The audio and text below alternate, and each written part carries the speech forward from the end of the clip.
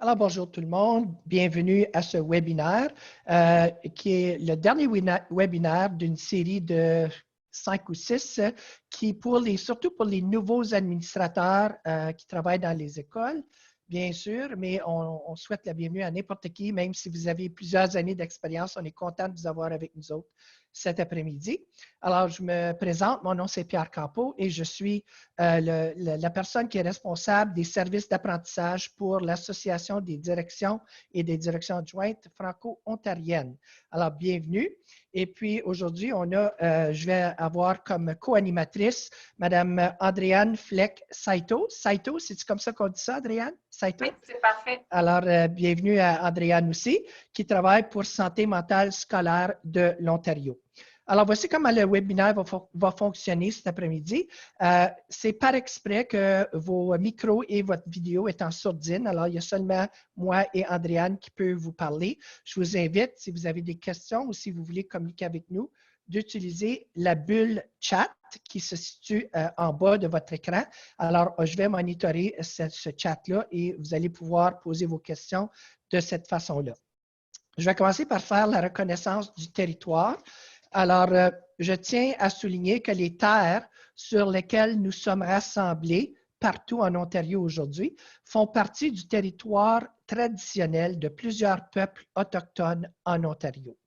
Plusieurs de ces terres ont été désignées dans des traités, tandis que d'autres sont toujours non cédées. Alors, à ce moment-ci, je vous ai déjà souhaité la bienvenue, mais I would like to welcome our colleagues that are OPC or CPCO members, but maybe have decided to take the webinar in French today. These webinars are offered in partnership between the three associations. We have a French version and an English version every time. And so if you understand and can communicate in French, we welcome you to our webinar today. Just wanted to let you know that these webinars are offered thanks to the Ontario Leadership Educational Center. Grâce à l'Institut de leadership éducationnel en Ontario, on peut vous offrir ces webinaires-là. Ils sont un partenaire important de nos trois associations. Et puis, à ce moment-ci, du côté anglais, ils ont présenté quelques ressources de l'Institut de leadership en éducation, mais nous autres, la DFO, on avait un webinaire spécifique pour justement que les gens de l'Institut puissent présenter les ressources. Et on a eu ce webinaire-là. Donc, ce webinaire-là se retrouve, parce qu'on enregistre tous nos webinaires, il se retrouve sur la chaîne YouTube de la DFO. Alors, je vous invite à aller le visionner si vous êtes intéressé. Il y a d'excellentes ressources, surtout si vous êtes une personne nouvellement nommée. Il y a tellement de ressources, des fois on se demande, il y en a tellement de ressources qu'on se dit il y en a trop, mais petit à petit, si vous pourriez aller, je sais que vous n'avez pas beaucoup de temps, mais quand vous le pourrez, allez jeter un coup d'œil aux ressources de l'Institut, elles sont excellentes et puis il y a des belles choses pour vous aider dans votre travail. Alors, à ce moment-ci, on va commencer. Alors, Andréane, je te laisse te présenter au groupe. Et puis, pendant que tu fais ça, je pense que je vais lancer la première question de sondage.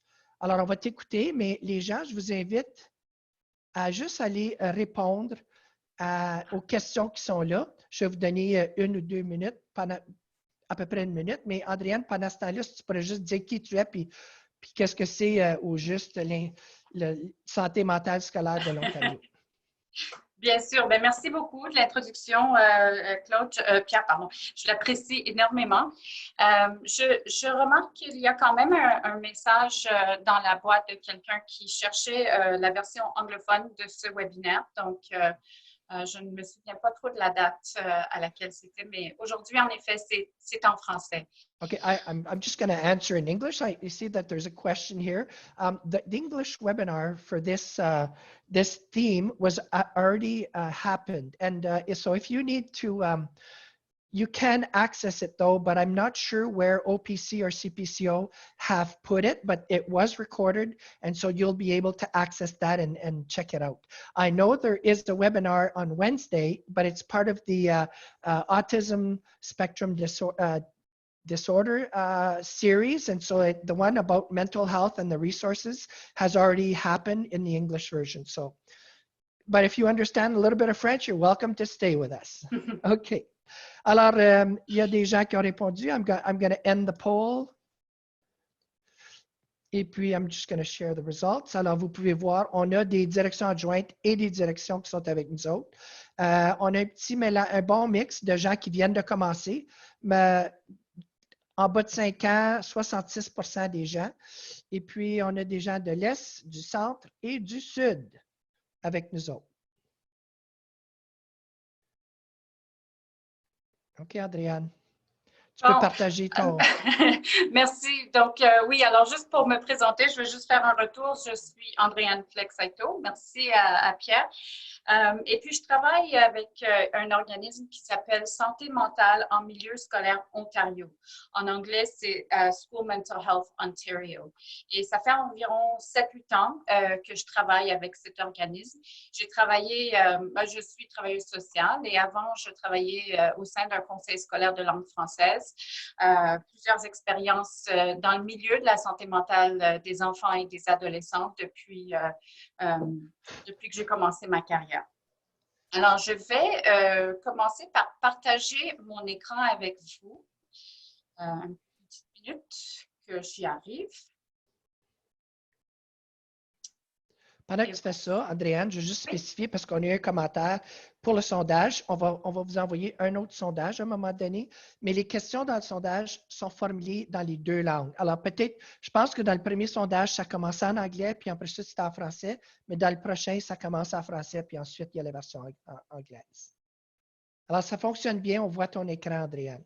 Super. Alors, très bien. Je vais commencer, puis éventuellement, je vais éteindre ma caméra pour être sûre que vous puissiez bien voir la diapositive. Alors, aujourd'hui, justement, le webinaire, il est destiné aux directions et aux directions adjointes des écoles. Et vraiment, notre objectif, c'est de vous partager un aperçu des ressources pour favoriser la santé mentale en milieu scolaire.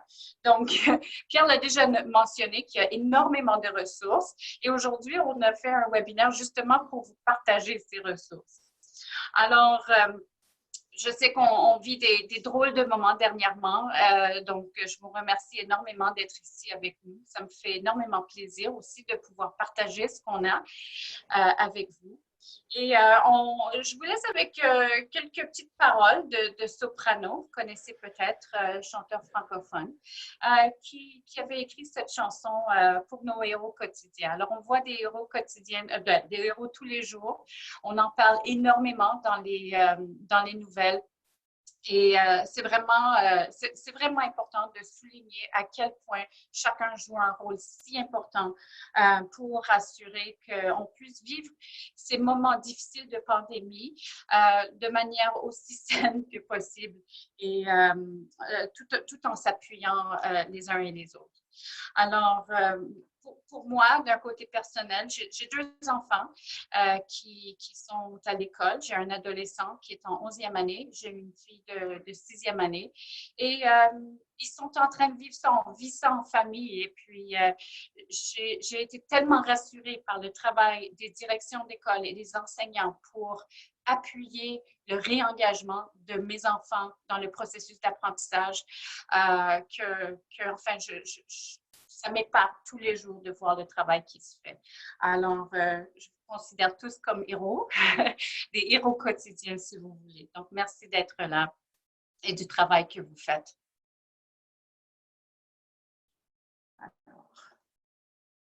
Alors, comme je l'ai mentionné aujourd'hui, on cherche vraiment à vous fournir un aperçu du rôle de notre organisme de santé mentale en milieu scolaire Ontario. On va aussi nommer ça SMS-ON pour raccourcir un petit peu. On peut explorer aussi le rôle de la direction d'école. Qu'est-ce que vous pouvez faire pour appuyer la santé mentale et qu'est-ce que vous faites probablement déjà? On veut aussi partager des ressources et des stratégies qui sont fondées sur des données probantes.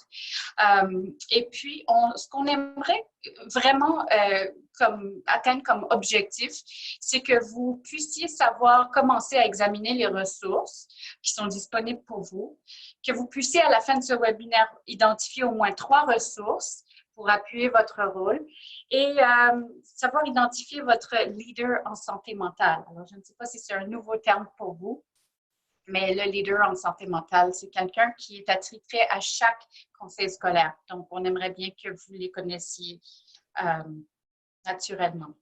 Alors, ce serait peut-être un bon temps, Adrienne, de lancer le deuxième sondage. Juste un instant. Parce que là, on va voir si les gens connaissent votre organisme. Alors, on y va avec le deuxième sondage et on vous donne 30-40 secondes pour répondre à ça. Tu peux continuer de parler là, puis, pendant que les gens font ça. C'est parfait. C'est vraiment du multitask. Hein? Je vais m'y habituer. Merci. Donc, on commence aussi par un petit moment de réflexion quand on veut parler de la santé mentale. Et on vous demande de réfléchir quelques instants aux raisons pour lesquelles il est important pour vous, tant sur le plan personnel que professionnel, de vous informer sur la santé mentale. Alors, vous pouvez mettre dans la boîte de chat, si vous voulez, vos réflexions ou simplement prendre note ou y réfléchir. Mais c'est vraiment toujours très important de prendre une pause pour savoir vraiment pourquoi on veut en apprendre davantage sur la santé mentale. Alors, pendant que les gens réfléchissent, je peux te dire que sur 6 personnes qui ont répondu au sondage, il y en a 3 qui ont entendu parler de santé mentale en milieu scolaire, puis il y en a 3 qui connaissent très bien l'organisme. Il y en a 2 qui ne sont pas au courant du tout des ressources, 4 qui ont utilisé quelques-unes des ressources, et personne ne se sert beaucoup de ressources. Et j'ai une très bonne nouvelle, tout le monde savait qu'il y avait un leader en santé mentale dans leur conseil et ils connaissent tous qui est cette personne-là. Wow, bravo! C'est vraiment une bonne nouvelle, c'est vraiment fantastique. Donc, ça, d'un autre côté, c'est un avantage pour vous parce que si vous connaissez votre leader en santé mentale, vous sauriez déjà vers qui vous tourner pour aller chercher des ressources quand vous en aurez besoin. Donc, vraiment, chapeau, merci. C'est agréable d'avoir cette nouvelle. Alors, oui, comme ça, on va pouvoir essayer de partager plusieurs ressources qui existent. Puis vous pourriez aussi nous indiquer dans la boîte de chat s'il manque quelque chose ou bien si vous cherchez quelque chose en particulier. Peut-être qu'on l'a, mais peut-être que c'est encore des choses à développer. Donc, pour en revenir un peu à notre diapo ici, quand on pense à la santé mentale, notre esprit se tourne souvent vers des personnes qui sont aux prises avec des pensées ou des émotions difficiles. On peut s'imaginer des élèves, par exemple, souffrant de dépression, de troubles bipolaires, de troubles anxieux, des problèmes d'attention, de consommation problématique et de substances. Mais ce n'est pas vraiment ça la santé mentale. C'est plutôt quelque chose qui se rapproche à la maladie mentale, ce que je viens de décrire. La santé mentale ressemble davantage à cette image de cette petite fille. Donc, c'est un état positif d'épanouissement et d'équilibre. La santé mentale est quelque chose que vraiment on veut et dont nous avons tous besoin et à laquelle on devrait prêter attention et que nous devrons entretenir tout comme nous le faisons pour notre santé physique. Alors, parmi tous les rôles que vous avez à titre de direction d'école, vous avez le don de créer des milieux favorables et nécessaires pour instaurer des pratiques efficaces et durables en matière de santé mentale à l'école. Et pour diriger une école qui favorise la santé mentale tout en vous reposant sur des stratégies de leadership qui peuvent permettre d'établir les fondements pour assurer les services de promotion et de prévention en matière de santé mentale au sein de votre communauté scolaire. Alors, c'est vraiment le travail de gestion que vous faites pour assurer que les conditions soient bonnes pour qu'on puisse instaurer les pratiques en santé mentale. Alors, pour favoriser aussi la santé mentale, le genre de stratégies concrètes que les directions peuvent adopter sont les suivantes. Donc, on peut promouvoir une approche école pour l'apprentissage des habiletés socio-émotionnelles, aider le personnel scolaire à développer des habiletés socio-émotionnelles avec les élèves.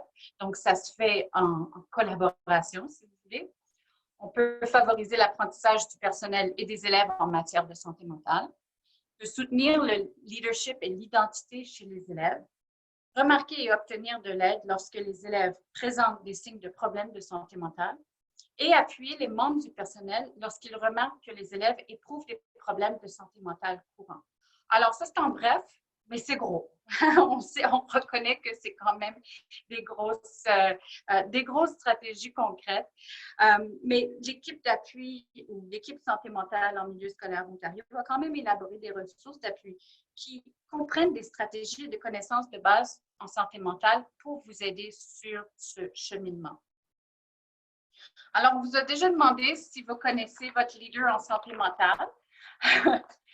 Et puis, ça, c'est très agréable de le savoir. On avait quelques autres questions à vous poser. Le saviez-vous? Est-ce qu'il y avait un autre sondage là-dessus, Pierre, qu'on pourrait lancer? Non, c'était les 2 seuls sondages qu'on avait. C'est parfait, d'accord. Alors, on va reprendre les énoncés ensemble. Donc, il existe une stratégie provinciale de la santé mentale en milieu scolaire conçue pour aider tous les conseils et les administrations scolaires éloignées à effectuer ce travail important. Donc, c'est-à-dire que la stratégie provinciale vient alimenter les stratégies qui existent au niveau des conseils scolaires. Chaque conseil scolaire, à son tour, en Ontario, a aussi une stratégie et un plan d'action en santé mentale. Et chaque conseil scolaire, comme vous le savez, dispose d'un leader en santé mentale et d'une surintendance qui dirige la stratégie. Donc, il ne faut pas oublier non plus que la surintendance joue un rôle clé au niveau de la gestion du conseil pour assurer que ce plan stratégique soit bien mis en place. Et chaque conseil dispose d'un coach de la mise en œuvre. Donc, ça, c'est un rôle que moi, je joue au niveau de la santé mentale de SMSO. On appuie directement les leaders en santé mentale et les équipes de surintendance responsables du dossier pour élaborer les stratégies. Donc, on va créer des outils, des fiches pratiques pour aider à gérer des questions délicates au fur et à mesure qu'elles se présentent. Donc, par exemple, en ce moment, on travaille beaucoup avec les leaders en santé mentale pour savoir comment est-ce qu'on appuie la santé mentale des élèves dans le contexte où on se trouve en ce moment. Parce que ce sont des questions d'ordre prioritaire pour les conseils, pour les écoles, pour les enseignants. Et donc, les leaders aussi, ils collaborent ensemble et avec nous pour qu'on puisse avoir des réponses systématiques et bien réfléchies ensemble. Donc, le plan stratégique en matière de santé mentale et le plan d'amélioration du conseil devraient façonner votre plan d'amélioration d'école. Donc, on veut que tout s'aligne et tout concorde, bien sûr. Et à la fin, il existe des ressources pour appuyer cette mise en œuvre et votre plan qui vise à soutenir la santé mentale des élèves. Alors, tout comme on a élaboré des outils et des fiches de réflexion pratiques pour les conseils scolaires, on l'a fait de même en collaboration avec les associations des directions d'école pour les directions des écoles. Donc, c'est vraiment un travail de collaboration, mais d'alignement aussi. Alors, quand on parle de la santé mentale, on veut être sûr de se baser sur un langage commun. On veut approcher ça avec un langage commun. Et le fait que vous connaissez votre leader en santé mentale me dit que vous avez déjà entendu ce genre de discours, qu'on veut faire la différence entre la santé mentale et la maladie mentale. Donc, voici une définition sur laquelle on peut se fier de l'Agence publique de la santé mentale. Donc, c'est vraiment la capacité de chacun d'entre nous de ressentir, de penser, d'agir de manière à améliorer notre aptitude à jour de la vie et à relever des défis auxquels nous sommes confrontés. Donc, c'est vraiment ce sentiment de bien-être émotionnel, spirituel qui respecte l'importance de la culture, de l'équité, de la justice sociale, des interactions et de la dignité personnelle. Et je trouve que cette deuxième phrase est particulièrement importante parce que ça nous aide à voir quels sont les liens avec les autres initiatives, avec les autres projets pour favoriser le bien-être des élèves. Donc, ce n'est pas juste la santé mentale, mais c'est vraiment plus global. Ça englobe aussi l'équité, la diversité, l'inclusion, parce que tout ça, ça a un impact vraiment très positif sur la vie des élèves, sachant qu'ils font partie de la communauté scolaire et puis que leurs différences ou qu'il y a une inclusion significative. Et ici, quand on parle de la maladie mentale, je l'ai déjà mentionné tout à l'heure, on pense vraiment à un éventail de troubles de santé mentale. Et c'est là où on voit qu'il y a un changement de pensée, d'humeur ou de comportement et qu'il y a un impact significatif sur le fonctionnement quotidien d'une personne. Et donc, les jeunes, ils peuvent avoir des problématiques assez courantes. Ben, les problématiques plus courantes chez les jeunes sont celles qu'on voit ici, c'est-à-dire les troubles anxieux, les troubles de l'humeur, troubles du comportement, de l'attention, les troubles liés à la consommation de substances psychoactives et des troubles de l'alimentation. Donc, j'imagine que ce sont des choses à titre de direction que vous avez vues dans vos écoles. Et puis que c'est vraiment ce qu'on voit de façon plus globale aussi au niveau de la province chez les élèves.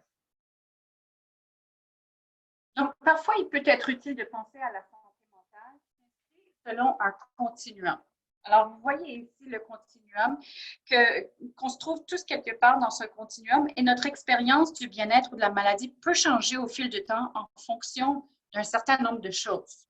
Donc, actuellement, même si vous êtes généralement en bonne santé mentale, vous pouvez parfois vous ressentir plus anxieux ou irritable ou constater que votre sommeil a été interrompu en raison du stress de la pandémie, par exemple. Mais si vous êtes sujet à l'anxiété ou à la dépression, vos symptômes pourraient faire davantage surface ces jours-ci. Il en va de même pour nos élèves et bien sûr leur famille. Donc, c'est avec des stratégies et du soutien qu'on peut maintenir un sentiment de bien-être dans des moments difficiles. Alors, en fait, beaucoup préfèrent cette représentation de l'interaction entre la santé mentale et la maladie mentale plutôt qu'un continuum unique, car elle met en évidence le fait qu'on peut être atteint d'une maladie mentale tout en étant mentalement bien, si on dispose de bonnes stratégies et d'un bon soutien. Ça ressemble vraiment aussi à la façon dont on est capable de s'occuper d'une maladie physique, par exemple, comme le diabète, pour continuer à mener une vie qui est saine et épanouie. Alors, le rôle principal des écoles en ce qui concerne la santé mentale des élèves est de contribuer à améliorer le bien-être de tous les élèves grâce à nos milieux scolaires accueillants, un enseignement inclusif et la promotion de l'apprentissage socio-émotionnel. Au fond, comme le souligne le merveilleux cadre du continuum du bien-être mental des Premières Nations, on essaye d'aider les élèves à avoir de l'espoir, à retenir un sentiment d'appartenance, un sens et un but grâce à nos relations interpersonnelles et à l'apprentissage au quotidien.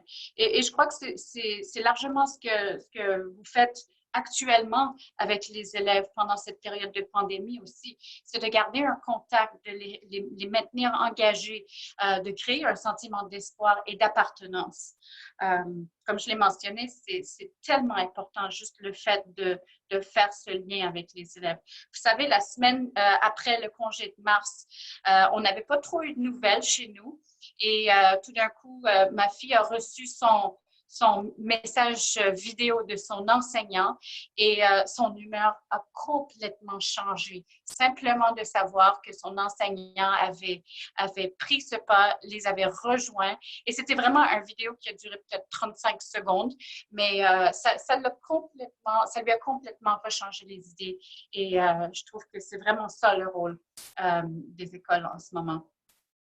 On a aussi comme rôle d'observer, de prévenir, lier et appuyer lorsque les problèmes de santé mentale surviennent à l'école. Alors, on est bien placé pour remarquer quand les élèves souffrent ou quand les élèves sont aux prises avec quelque chose. Et puis, c'est vraiment en ouvrant nos yeux, nos oreilles et notre cœur qu'on est capable d'obtenir un soutien dont les élèves ont besoin pour aller mieux.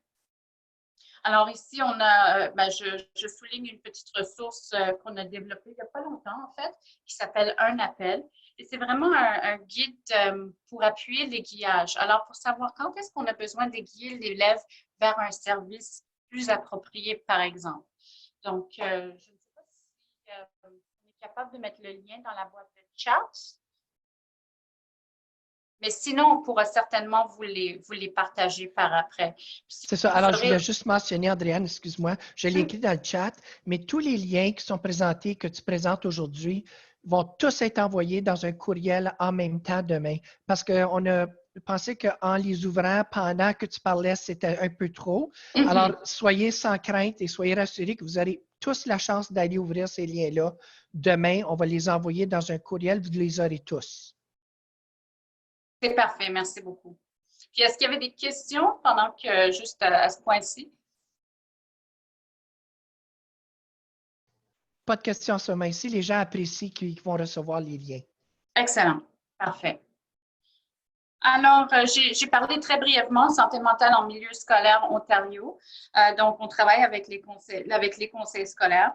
Et vraiment, on est un organisme intermédiaire. Donc, on fait le lien entre la recherche et la politique et on la met en pratique. Il y a beaucoup de choses qui se passent dans le domaine. Donc, ce qu'on fait, c'est qu'on essaye de faciliter la tâche. Donc, on va chercher vraiment les meilleures pratiques pour les partager avec les conseils scolaires pour que ça vous soit. Vraiment, on est au service des écoles et des conseils scolaires. Et c'est pour ça qu'on développe des ressources souvent ou parfois même on adapte des ressources. Simplement parce qu'il y a des ressources qui ont été développées parfois pour les enseignants, mais on a besoin d'une version adaptée pour les directions d'école. Et donc, on travaille aussi en collaboration avec les associations pour faire ça de façon aussi efficace que possible.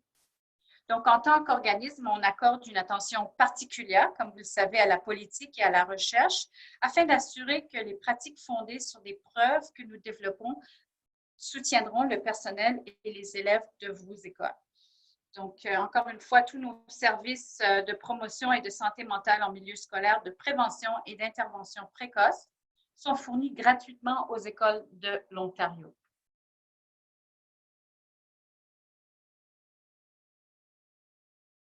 Ce modèle ici tente de vous démontrer qu'on travaille ensemble dans ce domaine. Alors, c'est un leadership provincial en cascade, comme vous pouvez le voir. Alors, nous, on travaille non seulement avec les conseils scolaires, mais on travaille aussi avec le ministère de l'Éducation. On est à la gauche ici. Et c'est vraiment un processus de développement et de leadership tout en accordant une attention particulière à la recherche et aux profs. Donc, c'est un processus itératif. Alors, comme vous pouvez voir, on travaille en équipe. Puis après, les mêmes choses se passent au niveau des conseils scolaires avec les équipes de leadership en santé mentale du conseil. Chacun a un nom différent pour ces équipes-là. Puis ensuite, il y a aussi les équipes de leadership en santé mentale de l'école. Parfois, ça peut être des équipes de bienveillance, par exemple, ou des équipes de bien-être et de santé mentale. Donc, il y a des noms assez… chaque école peut avoir un nom différent. Puis ensuite, on vise aussi la communauté scolaire. Donc, tout ça pour dire, c'est qu'on dirige ensemble. Ce n'est pas unique à un groupe, mais c'est vraiment un travail de collaboration et on le fait ensemble. Donc, en 2011, Santé mentale en milieu scolaire Ontario a débuté en tant qu'organisation provinciale pour établir les bases de soutien à la santé mentale en milieu scolaire en Ontario. Donc, la première étape a consisté à renforcer le leadership et la capacité des conseils à s'engager dans ce travail. Depuis, on continue à travailler avec les leaders en santé mentale et les surintendances pour développer des stratégies et des plans d'action en matière de santé mentale et de dépendance au niveau des conseils scolaires. En fin de compte, vos leaders en santé mentale, comme je l'ai mentionné, sont soutenus par des ressources fondées sur des données probantes par nous, donc la santé mentale en milieu scolaire Ontario, pour appuyer la mise en œuvre. Donc, de plus en plus, on voit que les messages sont communs. Les langages qu'on utilise à travers la province, à travers les 12 conseils scolaires de langue française, enfin, non, pardon, les 72 conseils de l'Ontario, le langage est très semblable. Et puis, on vous propose toutes ces ressources-là sur notre site web. Donc, on vous invitera d'aller vérifier le lien pour pouvoir avoir une bonne idée de ce qu'on vous offre. Donc, je ne sais pas s'il y en a qui ont déjà vu ce triangle. Peut-être vous pouvez me dire dans la boîte de chat si vous l'avez déjà vu. Le continuum de services. Je ne peux pas voir ce que vous avez écrit, donc je ne sais pas, Pierre. On nous dit que oui, ils l'ont vu. vu. Hein? OK, d'accord. Donc, on ne veut pas passer trop de temps là-dessus non plus, mais on se rappelle quand même que c'est un modèle harmonisé et intégré qui permet d'expliquer que tous les élèves bénéficient d'une bonne promotion de la santé mentale, comme ceux qui ont besoin d'un accès à un enseignement de qualité. Alors, vous voyez que c'est représenté ici en vert. On parle d'accueil, d'inclusion, de compréhension, de promotion et de collaboration. Donc, c'est vraiment ce dont tous les élèves ont besoin. Et certains élèves ont besoin d'un peu plus de soutien et d'une intervention précoce, comme le montre la section bleue. Donc, on parle de prévention, d'appui scolaire, mais vraiment qui vise d'appuyer les élèves qui ont peut-être démontré des problèmes précoces en matière de santé mentale. Et le renforcement. Donc, on veut s'assurer qu'on renforce des qualités, des compétences et la résilience. Donc, les compétences, c'est-à-dire les compétences d'habileté socio-émotionnelle, par exemple, de bâtir la résilience. Et enfin, quelques élèves ont besoin des soins cliniques qui sont plus intensifs.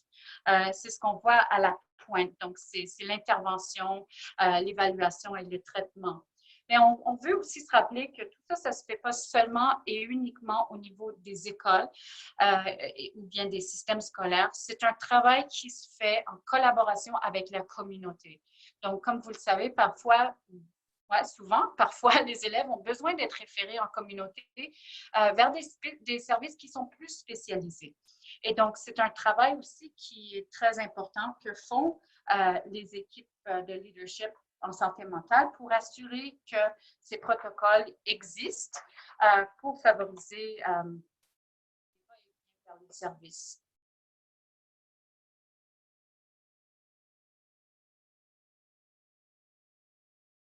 Alors, quand on parle encore du rôle principal des élèves en ce qui concerne la santé mentale des élèves, c'est de contribuer à améliorer le bien-être de tous les élèves grâce au milieu scolaire accueillant et un enseignement inclusif à la promotion de l'apprentissage socio-émotionnel. Alors, vous pouvez voir, c'est vraiment notre cercle, notre vision, un système de soutien échelonné. Alors, vous voyez ici que la partie verte démontre vraiment ce dont on a besoin au niveau de la base du triangle. Alors, quand on voit la base du triangle, on se dit, mais de quoi on a besoin vraiment? Et c'est ici, c'est à la gauche, en bas, on voit conditions bienveillantes pour l'apprentissage. Donc, on doit créer les conditions pour être sûr que cet apprentissage peut se faire dans un milieu scolaire. Ensuite, on parle des compétences socio-émotionnelles. Donc, c'est d'enseigner et de renforcer ces compétences-là au niveau des élèves. Et on veut aussi des connaissances en santé mentale. Donc, ça, ce sont des choses qui se font actuellement déjà dans des écoles. On peut le voir même dans le cadre du nouveau curriculum de santé physique et éducation qu'on a incorporé, on a inclus plusieurs aspects de l'apprentissage des compétences socio-émotionnelles et de la santé mentale. Donc, il y en aura plus à venir, mais c'est vraiment un bon début pour voir. On voit aussi après que les soutiens en santé mentale, c'est plus en bleu. Alors, si on veut prévenir, appuyer et renforcer la résilience, on a besoin aussi d'un système de soutien en santé mentale. Et on a aussi un filet de sécurité solide pour les voies et les voies d'accès. Donc, ça, c'est pour appuyer les élèves qui en ont besoin davantage. Alors, pour y arriver, on a besoin d'atteindre les objectifs collectifs. Alors, on a besoin d'avoir des occasions d'apprentissage échelonnées qui sont adaptées au niveau du développement des élèves. Alors, ce qu'on enseignera en maternelle ne sera pas la même chose qu'on enseignera en 12e année, bien sûr. Donc, il faut s'assurer que ça fasse aussi partie d'un apprentissage coordonné. On a aussi l'apprentissage sur la santé mentale avec la participation des élèves. De plus en plus, on veut engager les élèves dans ce genre de discours, de partage. Et on veut aussi les engager dans cet apprentissage. On veut aussi que le personnel scolaire et les parents et les familles reconnaissent et savent comment répondre lorsque les élèves sont aux prises avec les problèmes d'ordre socio-affectif.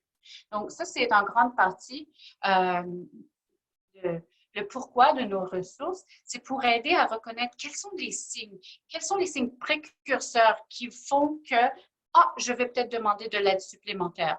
Et ça fait partie des ressources qu'on a développées aussi. Alors, par exemple, on a une fiche d'information sur l'anxiété chez les élèves. Alors, quels sont les signes précurseurs qu'on pourrait remarquer chez un élève pour aller à la prochaine étape? On veut aussi la prestation et l'accès aux services de prévention et d'intervention précoce à l'école. Donc, on sait qu'il y a des écoles qui sont déjà bien équipées avec des services à l'interne.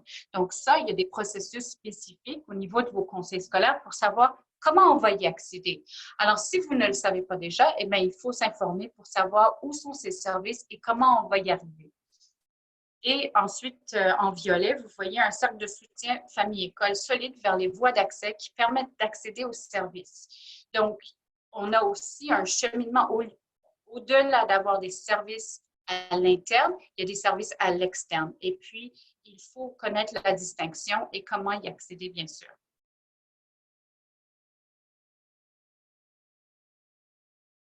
Alors ici, vous voyez, est-ce que j'ai sauté quelque chose? Non. Pardon. Excusez-moi. Alors ici, vous voyez qu'il y a un cycle d'action à gauche. Alors, c'est une illustration du processus utilisé pour vous apporter les ressources qui sont basées sur des preuves. Alors, ce n'est pas juste des ressources qu'on développe dans nos bureaux, mais on passe quand même par un processus assez bien réfléchi qui se fait souvent en collaboration avec les directions et les enseignants et même des professionnels en santé mentale. Donc, c'est un processus de co-élaboration ou de co-développement, si vous voulez. Alors, lorsque la ressource est prête, on assure une formation, on distribue la ressource, on la soutient, puis on suit aussi le succès et son utilité. On veut être sûr que ça sert à ce qu'on avait voulu que ça serve. Donc, afin d'atteindre le premier objectif, on fournit des ressources, des formations et un soutien pour la mise en œuvre des dirigeants des conseils scolaires. Alors ici, par exemple, on voit des ressources qui sont destinées aux directions d'école en particulier. Donc, il y en a plusieurs, il y en a énormément, puis on vous encouragera, comme je l'ai dit, à visiter le site web. Mais ici, on va en souligner quelques-unes, dont la première à gauche que vous voyez ici, c'est vraiment de vous fournir un aperçu des termes, de la terminologie différente en santé mentale en milieu scolaire, mais aussi des stratégies de base que vous pouvez utiliser. Alors, qu'est-ce qui est important? Quelles sont les voies d'accès et comment est-ce qu'on peut même appuyer notre personnel scolaire à bâtir de la capacité dans ce domaine? Et à droite, vous voyez qu'il y a un outil de réflexion. Donc, je serais curieuse aussi de savoir s'il y en a qui connaissent déjà cet outil de réflexion. Alors, c'est un outil qui a été développé pour aider à identifier les forces et les besoins d'une école pour ensuite savoir établir les priorités en matière de santé mentale à viser au niveau de votre plan d'amélioration scolaire. L'outil est peu connu, Andréane, il est peu connu. Parfait. Okay. Mais il est excellent, je peux vous dire ça, il est excellent, mais il est peu connu malheureusement. Ah, ben c'est bien d'avoir mis du pouce là-dessus, Pierre. Merci beaucoup. Donc, on vous invite à la visualiser, l'outil, à l'essayer aussi avec votre équipe. Et je peux vous dire, la raison pour laquelle il a été développé, c'est parce qu'on nous posait souvent la question, mais qu'est-ce que ça veut dire une école qu'est-ce que ça veut dire diriger pour favoriser une école en santé mentale? Et quelles sont les étapes? À quoi ça ressemble? Et vraiment, c'est un moyen d'identifier qu'est-ce qu'on voit lorsqu'il s'agit d'une école qui favorise la santé mentale. Donc, on vous invite à y jeter un coup d'œil aussi.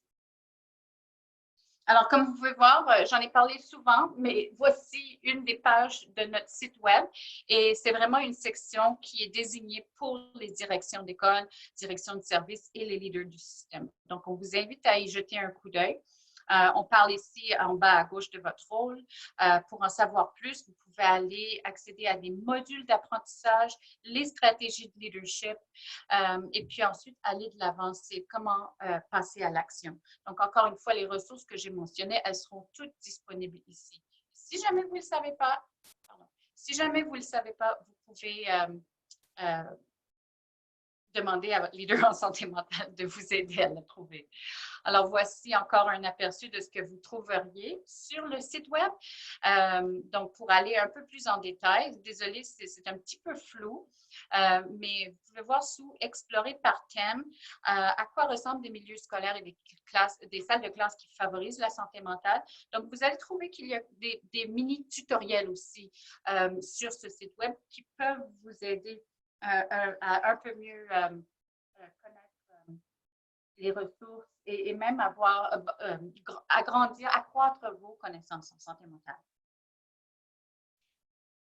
Alors, en termes d'apprentissage et de formation à l'intention du personnel scolaire, ce cours est en fait très nouveau pour nous, LIT-SM, donc littératie santé mentale. C'est la santé mentale en action. Apprendre, inspirer, enseigner. Et puis, actuellement, le cours est en ligne. Vous pouvez y accéder par l'entremise du service du MEO, donc le ministère de l'Éducation. Il y a un volet apprentissage en ligne. Et je crois qu'en général, vous pouvez y accéder par l'entremise de votre EAV, de votre conseil scolaire aussi. Alors, celui-ci, il est disponible pour tous les enseignants, tout le personnel scolaire, je pense, des écoles de l'Ontario aussi. Donc, c'est un cours, actuellement, on l'a pour les enseignants au niveau élémentaire, mais on est en train de développer celui pour les enseignants du secondaire. Et celui-là, il devrait venir bientôt. Donc, vous pouvez voir un aperçu de la table des matières. Donc, module 1, c'est le rôle du personnel pour la promotion. Donc, ils vont avoir un même langage que ce que je vous présente depuis tout à l'heure. Ensuite, module 2, c'est créer des salles de classe qui favorisent la santé mentale. Module 3, aider les élèves pour développer leurs habiletés socio-émotionnelles. Module 4, c'est d'accompagner les élèves dans leur apprentissage des questions relatives à la santé mentale. Puis ça peut être des questions qui adressent des sujets assez chauds. Parfois, comment parler avec les élèves de la consommation, de la marijuana, ou bien comment parler aux élèves d'événements traumatisants, ou bien comment parler aux élèves par rapport au suicide. Donc, ce sont des thèmes parfois très sensibles et très difficiles à aborder si on n'a pas une genre de base pour savoir comment est-ce qu'on aborde ce genre de discussion. Donc, on commence bien sûr toujours par la promotion de la santé mentale, mais éventuellement, on a aussi besoin d'un langage pour savoir jusqu'où est-ce qu'on peut aller à titre de membre du personnel enseignant pour parler de ces sujets chauds avec les élèves. Puis le module 6, ben, c'est d'appuyer les élèves lorsqu'ils en ont besoin. Alors, c'est de savoir comment parler même avec les élèves chez qui on remarque peut-être qu'il y a un problème et vers qui est-ce qu'on va les diriger. Donc, encore une fois, c'est d'encourager les enseignants à connaître leur voie d'accès vers des services, que ce soit des services internes ou externes. Donc, ce module est gratuit, bien sûr. Et puis, je crois qu'il vient d'être lancé il y a peut-être 2 semaines. Donc, on vous encourage d'y jeter un coup d'œil aussi, puis de réfléchir un petit peu peut-être le partager avec votre personnel enseignant. Donc, d'autres ressources que vous trouverez sur notre site. Donc, par exemple, vers un juste équilibre en un clin d'œil. Il y en a peut-être qui connaissent la ressource vers un juste équilibre qui a été élaborée par le ministère de l'Éducation en 2013, je pense. Et donc, on a su que c'était une ressource extrêmement aidante pour les enseignants, mais parfois, il y en a trop. Hein? Puis, on connaît ces ressources qui parfois restent sur les étagères, ne sont pas tout à fait accessibles. Donc, ce qu'on a fait, c'est qu'on a réduit le volume, mais on a ressorti les éléments clés pour appuyer les stratégies en salle de classe. Donc, on vous invite à voir celui-là. Il y a aussi des affiches pour l'apprentissage socio-émotionnel. Donc, c'est des affiches très simples, mais qui encouragent vraiment les élèves à participer à un moment de gratitude, par exemple, comme vous voyez ici, ou savoir comment respirer tout simplement. Il y a aussi des fiches conseils pour parler de la santé mentale avec les parents et les élèves. Et oui, alors on a aussi des outils pour aider la prise de décision. Donc, quand on pense à faire venir des conférenciers, par exemple, ou quand on pense à faire une session ou une journée santé mentale, il y a quand même des éléments auxquels il faut bien réfléchir. Est-ce que ces gens, ou est-ce que le conférencier ou la conférencière viendra appuyer les messages clés qu'on est déjà en train d'offrir nos élèves? Ou est-ce que ce sont des produits ou des conférenciers qui essayent de vendre quelque chose? Donc, il faut vraiment avoir une pensée critique par rapport à ça. Et on a créé des outils pour aider à prendre ces décisions de manière aussi éclairée que possible. On a su, bien sûr, que plusieurs directions se fient à leur équipe de leadership, donc leur leader en santé mentale, et on trouve ça vraiment génial. Et D'autre part, on s'est dit, ben, peut-être que ça pourrait aider les directions d'avoir un outil d'aide à la décision. Donc, il y en a un pour la salle de classe, pour l'enseignant, mais il y en a aussi pour les directions d'école. Alors, comme vous voyez, il y a aussi un outil de réflexion pour la santé mentale en classe. Et il y a le guide de référence Un appel dont j'ai mentionné tout à l'heure pour aider avec l'aiguillage, si vous voulez. Ici, les 6R est une ressource à l'intention du personnel enseignant en orientation. Alors, on sait qu'il y en a plusieurs qui reçoivent des demandes et ne se sentent pas toujours à l'aise de savoir vers qui se tourner ou comment appuyer les élèves. Donc, c'est vraiment un cadre des 6R qui explore des stratégies que les enseignants en orientation peuvent utiliser pour engager les élèves dans les conversations de résolution de problèmes ou même pour aller chercher de l'aide. On a aussi en haut une ressource pour appuyer la recherche d'aide des élèves, à l'intention des élèves. Donc ça a été développé en collaboration avec un groupe d'élèves, bien sûr. Aucun problème n'est trop grand ou trop petit. Alors, ce sont des ressources que les leaders en santé mentale et les surintendants ont déjà eues ou reçues. Ils ont reçu un aperçu ou on les a déjà communiquées. Donc, ce sont des choses que vous pourriez peut-être voir dans les prochains mois au sein de votre conseil.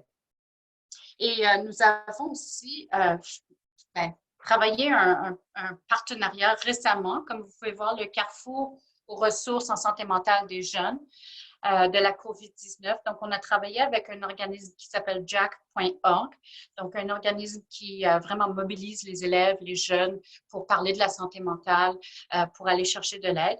Et on travaille aussi avec Jeunesse J'écoute pour vous fournir ce carrefour aux ressources en santé mentale pour les jeunes. Donc, on vous invite aussi à aller voir cela.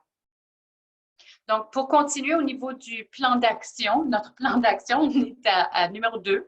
Donc, vous allez voir que pour chaque objectif ou pour chaque stratégie, on a développé des ressources pour appuyer le travail.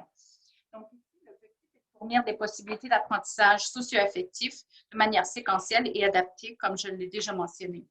Alors, on fournit des ressources et des formations à cet égard-là aussi. Alors, comme je l'ai déjà mentionné aussi, le programme d'éducation physique et santé vraiment a mis de plus en plus l'accent là-dessus sur l'acquisition des habiletés socio-émotionnelles, le renforcement de la littératie en santé mentale et la compréhension du lien entre la santé physique et la santé mentale. C'est quelque chose parfois qu'on oublie, mais qui est extrêmement important de se rappeler de faire ce lien-là. Donc, vous pouvez voir la catégorie des habiletés socio-émotionnelles qui sont décrites ici, donc les 6. Et vraiment, l'objectif de ce genre d'apprentissage, c'est d'assurer de faire la reconnaissance et l'enseignement des auto-soins et la modélisation, je dois dire, parce que si nous, on ne modélise pas ces pratiques d'auto-soins, eh bien, les élèves sont moins aptes de le faire. Il y a aussi les signes et les symptômes, donc je l'ai mentionné tout à l'heure, mais quels sont les signes? À quoi ça ressemble un enfant qui peut-être est déprimé? C'est important de le savoir. On ne cherche pas à demander au personnel enseignant de diagnostiquer, ni aux directions non plus, mais on cherche à donner un petit genre d'aperçu pour que vous sachiez que ça c'est peut-être inquiétant, ça change son fonctionnement, il faudrait que j'aille chercher de l'aide ou que j'aide l'élève à aller chercher de l'aide. Donc, c'est vraiment nos objectifs principaux. Donc, par rapport aux ressources pour favoriser la santé mentale au quotidien, il y a aussi celle-ci. Donc, j'ai mis le lien directement dans la présentation. Encore une fois, je serais curieuse de savoir s'il y en a qui l'ont déjà vue, s'il y en a qui la connaissent. C'est la santé mentale au quotidien, une ressource pour la salle de classe. Donc, ce sont des activités ludiques quotidiennes qu'on peut mettre en place pour favoriser les différentes compétences socio-émotionnelles dont on a parlé tout à l'heure. On vous invite encore à les explorer, peut-être les explorer avec votre personnel aussi. Est-ce qu'il y en a qui l'auraient déjà vu par hasard?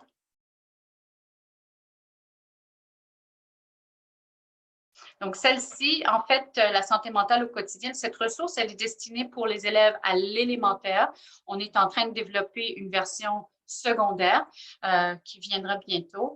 Puis, on a travaillé aussi avec OECTA pour assurer un volet catholique aussi. Alors, il y a aussi un autre cours qui est très intéressant.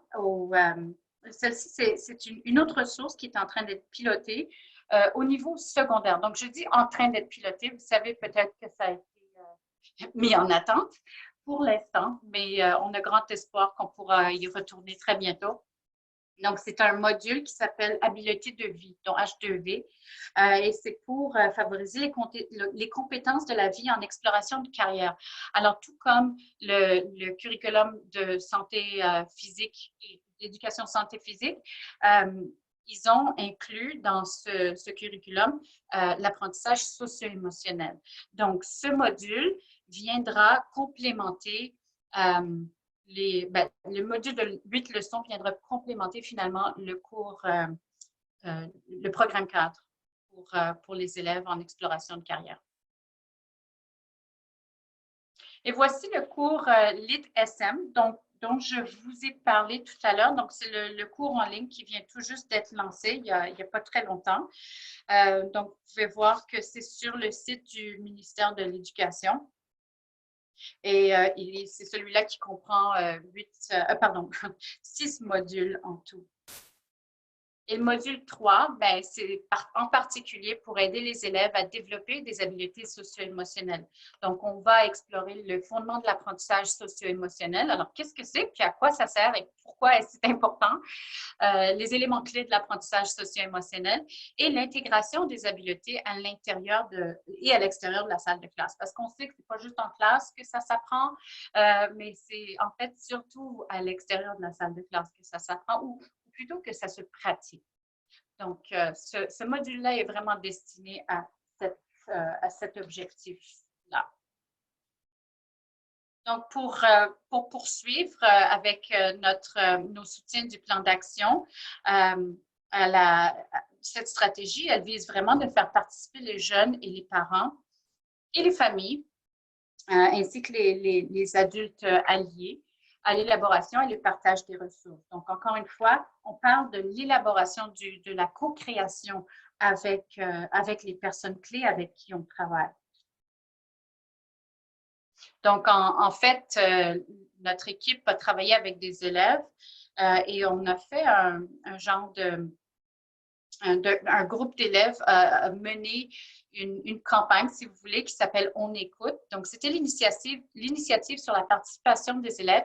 Et on est allé faire des forums de discussion avec les élèves à travers la province pour leur demander leur point de vue. Qu'est-ce qu'ils pensent, de quoi ils ont besoin et qu'est-ce qu'ils voudraient au niveau des écoles. C'était très intéressant. Moi, j'ai participé à celle d'Ottawa et les élèves nous disaient, on voudrait que la discussion sur la santé mentale fasse partie de notre quotidien. On voudrait que ça se fasse de façon naturelle, tout comme on parle de notre santé physique. Alors, ils ont bien sûr dit beaucoup d'autres choses, mais ça, c'était juste un exemple de ce qu'ils nous ont partagé à plusieurs reprises, je dois le dire. Donc, de cette initiative, on a pu créer un groupe de référence des élèves qui s'appelle ProPair SMS. Et puis, c'est eux vraiment qui ont appuyé l'élaboration des ressources à l'intention des élèves que j'ai mentionnées tout à l'heure et qui ont aussi créé des vidéos sur l'apprentissage socio-émotionnel pour justement le programme dont je vous ai parlé, Habileté de vie pour les élèves en 10e année pour leur cours d'exploration en carrière. Donc, ces vidéos-là, je pense qu'ils sont déjà en ligne. Je dis je pense parce qu'on a eu beaucoup de mises à jour dernièrement. Sinon, vos leaders en santé mentale, ils pourraient y avoir accès. Mais tout ça, ça ferait partie, je dirais, d'un cadre d'apprentissage ou d'un plan d'apprentissage pour le personnel scolaire par rapport à l'apprentissage socio-émotionnel, surtout au secondaire, par exemple. Alors ici, vous pouvez voir les ressources que notre groupe de référence ProPair nous a aidés à élaborer. Donc, la première, c'est la recherche d'aide. C'est destiné aux élèves et c'est pour aider aux élèves à savoir quand est-ce qu'ils ont besoin de rechercher de l'aide. Alors, c'est pour déstigmatiser la demande d'aide et de savoir comment s'y prendre quand on a besoin d'aide. Alors, vous pouvez voir ici sur l'écran, on a indiqué comment entamer la conversation. Alors, des fois, les élèves, ils ne savent juste pas quoi dire. Alors, ils ont besoin d'un petit script pour les aider. On parle aussi des autosoins 101. Donc, ça, c'est des choses probablement bien connues, mais parfois, les élèves, ils oublient de tenir compte des autosoins pour savoir que c'est vraiment très important pour leur santé mentale. Alors, il ne faut pas attendre d'être en crise pour présenter les autosoins, mais il faut que ça fasse partie de notre quotidien pour être sûr qu'on a des niveaux de stress qu'on peut gérer, par exemple. Puis ensuite, il y a la ressource pour demander de l'aide, qui est aucun problème n'est trop grand ou petit. Alors, en fait, on fournit des ressources et de la formation aussi pour le personnel ou les professionnels en santé mentale. Donc, ça fait aussi partie de notre mandat d'équiper tous les membres du personnel. Et on sait que les leaders en santé mentale font partie de ce groupe de professionnels. Et donc, notre travail, c'est aussi de les équiper avec les ressources nécessaires pour pouvoir coordonner, élaborer, promouvoir, communiquer et soutenir la mise en œuvre de leur stratégie au niveau du conseil scolaire. Alors, comme vous connaissez votre leader, je n'ai pas besoin de vous donner le site, mais si jamais vous cherchez, vous pouvez toujours trouver ici au lien qui vous mènera vers la page où on peut trouver notre leader en santé mentale. Alors, les leaders en santé mentale et les gestionnaires, par exemple, des services cliniques de vos conseils sont aussi, on vise aussi l'apprentissage et leur formation pour appuyer les professionnels. Donc, vous pouvez voir que on a quelques interventions qui ont été élaborées. Puis ça, c'est vraiment pour intervenir avec les élèves qui sont au niveau 2 de la pyramide, ceux qui ont besoin de plus d'appui qu'on a déjà identifié, par exemple. Alors, vous voyez à gauche, il y a favorisé l'optimisation de la résilience lors d'une transition, surtout pour les élèves qui sont nouveaux arrivants. Alors, on a perçu qu'il y avait certaines problématiques chez certains jeunes nouveaux arrivants. Et donc, on a développé ce programme de 10 semaines, une intervention qui est menée par les professionnels en santé mentale avec des groupes d'élèves. Ensuite, il y a aussi intervention en milieu scolaire liée à la consommation du cannabis. Donc, c'est quelles sont les meilleures pratiques qu'on devrait mettre en place. Et il y a aussi Cible, qui est une intervention brève de 4 sessions pour travailler avec les jeunes qui sont référés au service de travail social, par exemple.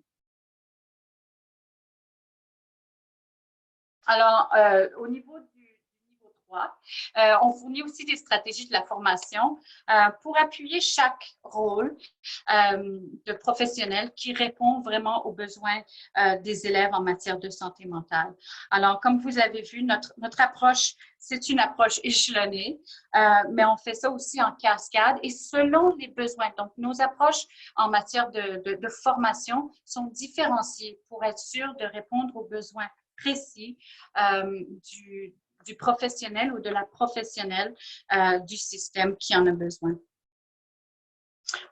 Et en ce moment, avec la COVID-19, vous allez voir qu'il y a des ressources précisément par rapport à ça pour vous aider, pour aider les élèves et pour aider les familles. Donc, on vous laisse avec cette page web. Et encore une fois, on reprend les ressources. Alors, si vous remarquez un élève qui semble peut-être anxieux ou triste, vous pouvez les diriger vers les ressources qu'on vous présente aujourd'hui. Et puis, je sais qu'en ce moment, ce n'est pas aussi facile puisque vous ne les voyez pas tous les jours, mais même si c'est pour outiller votre personnel scolaire de savoir où sont les ressources et comment les accéder, je crois que ça ne peut pas leur faire du mal. Certains enseignants ont même ajouté certains liens vers Jeunesse J'écoute, par exemple, dans leur signature, simplement pour laisser les élèves savoir, les élèves avec qui ils ont affaire de façon régulière, de savoir qu'il y a un numéro d'aide. Et bien sûr, en cas d'urgence, on sait que c'est peu probable, mais si jamais vous observez un élève qui vit une crise pendant l'apprentissage à distance, eh bien, on vous rappelle qu'il faut faire le lien avec le 911 si bien sûr l'élève est en danger. Puis, bien sûr, il faut toujours rester en contact avec les élèves. Donc, on ne veut pas les laisser seuls. Et puis, on veut aussi se brancher ou se connecter avec un adulte qui serait par exemple dans la maison, que ce soit un parent ou un aidant naturel qui est à la maison avec eux, pour être sûr qu'ils sont bien suivis jusqu'à ce qu'ils aient l'aide nécessaire. Et comme je l'ai mentionné, votre conseil doit avoir un protocole et votre école aussi pour faire appel aux services d'aide dont vous avez besoin. Donc, il faut être sûr que ce soit clair pour tout le monde de savoir vers qui on doit se tourner. On vous rappelle que les services, bien sûr, vous le savez, les services de travail social ou d'appui professionnel de vos conseils, ils continuent à fonctionner. Donc, il faut juste savoir quelles ont été les mesures adaptées pour accéder à ces services-là, pour aider les élèves pour qui vous avez des inquiétudes. Et bien sûr, il y a aussi Jeunesse J'écoute que vous connaissez certainement très, très bien. Alors, encore une fois, j'en reviens au site web à la fin pour vous motiver un petit peu si jamais vous n'avez pas eu ce qu'il vous fallait ici aujourd'hui. On espère que vous pourrez le trouver. Et on vous rappelle ici des choses dont tous les élèves ont besoin à l'école. Donc, c'est un accueil chaleureux, un sourire, un lien avec un adulte bienveillant tous les jours, une occasion d'apprendre, un endroit sécuritaire pour prendre des risques, quelqu'un qui remarque quand quelque chose ne va pas, quelqu'un vers qui tende la main lorsqu'on remarque un problème, quelqu'un qui écoute et essaye de trouver de l'aide pour eux, et quelqu'un qui croit en eux pour leur donner de l'espoir.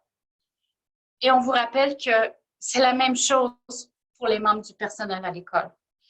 Et c'est vraiment, on m'a posé la question dernièrement, j'ai eu quelqu'un qui révisait mes diapositives qui disait, est-ce que ça devrait être différent? Je dis, non, tout à fait, c'est exactement ce que le personnel a aussi besoin à l'école. Donc, on voit que les liens sont très importants. Et ce qu'on fait pour les élèves pour favoriser leur santé mentale, en fait, on le fait pour le personnel scolaire à l'école aussi. Donc, je vous invite à poser des questions s'il y en a. Oui, Andréane, j'ose croire que ces mêmes questions-là, jusqu'à un certain point, pourraient s'appliquer à des directions d'école. En effet, tout à fait, oui, oui. Merci de le préciser, c'est tout à fait vrai. Bien, on n'a pas de questions, mais pendant que j'ai un petit mot de la fin à faire, si vous avez des questions, vous pouvez les poser. Et puis, je vais regarder ça dans le chat. Alors, je vous rappelle que tous les liens qu'Adrienne a présentés dans la présentation, vous allez les recevoir demain. Vous allez aussi recevoir la présentation comme telle. Alors, on a mis un lien et vous allez recevoir la présentation et vous allez recevoir aussi un petit formulaire d'évaluation, si vous pourriez prendre 30 secondes pour nous dire comment vous appréciez les webinaires et puis si c'est trop long, pas assez long. Je sais que c'est énormément d'informations, puis le but, c'est pas que vous les appropriez tous d'ici demain, c'est juste au moins que vous sachiez qu'ils existent, ces ressources-là. Et puis, vous pouvez les partager avec, comme Adrienne a dit, les membres de votre personnel et même votre communauté scolaire, vos parents, vos élèves, etc. Fait qu'Adrienne, je te remercie énormément pour toute l'information que tu nous as transmise aujourd'hui. Et puis, les gens qui sont partout en Ontario, on apprécie votre présence. Et puis, on nous dit, Adrienne, merci beaucoup. On remercie pour le partage des ressources, très apprécié. Alors, ceci conclut notre webinaire. Et puis, je fais une courte publicité pour les 2 prochains webinaires de la DFO qui se rapportent aux troubles du spectre de l'autisme qui auront lieu le 19 mai et le 9 juin. Alors, vous pouvez vous inscrire pour ces webinaires-là. Si vous avez des questions ou si vous ne savez pas comment, faites juste m'envoyer un courriel pierre@adfo.org. C'est tout pour aujourd'hui, tout le monde. Merci beaucoup. Merci, Adrienne, et à la prochaine. Prenez bien soin de vous cet après-midi. Merci beaucoup d'avoir été là. Au revoir.